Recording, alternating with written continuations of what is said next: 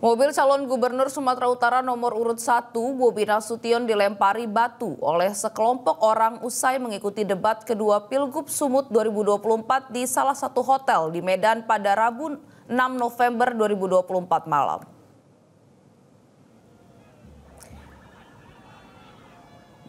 Beginilah detik-detik saat mobil yang ditumpangi oleh Bobi Nasution dilempar batu oleh sekelompok orang yang berkumpul di Jalan Maulana Lubis.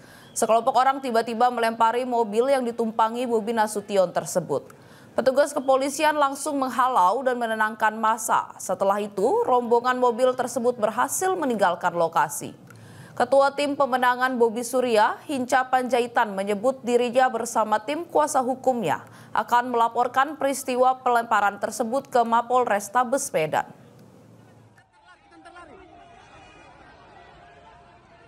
Begitu paslon kami ingin meninggalkan tempat lokasi acara itu dan pengawalannya cukup ketat dan keluar begitu semua orang mendengar yang ada di situ. Saya kebetulan ada di situ meski jaraknya jauh karena saya juga di mobil, tapi melihat sendiri terjadi apa yang kita sebut tadi malam itu ada pelemparan, tapi kita tidak tahu siapa yang melempar dan pakai apa, suara itu ada gitu. Dan kemudian malam itu juga saya koordinasikan tim hukum kami kumpul di sini dan menyiapkan untuk menyampaikan laporannya. Mengapa harus dilaporkan begitu ya?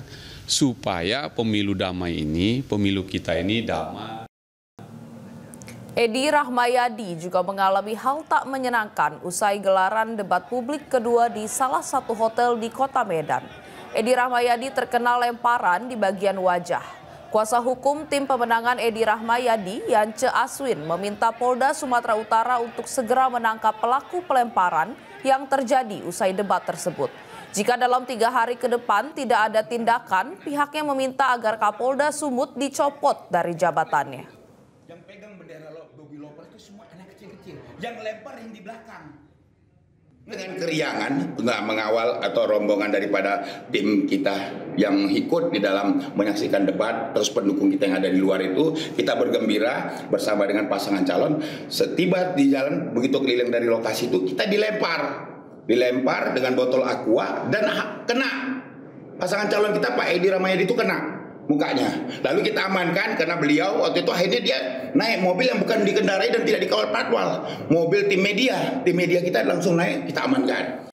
Menanggapi peristiwa pelemparan tersebut, Ketua KPU Sumut Agus Arifin mengatakan akan memanggil kedua paslon untuk memberikan konfirmasi.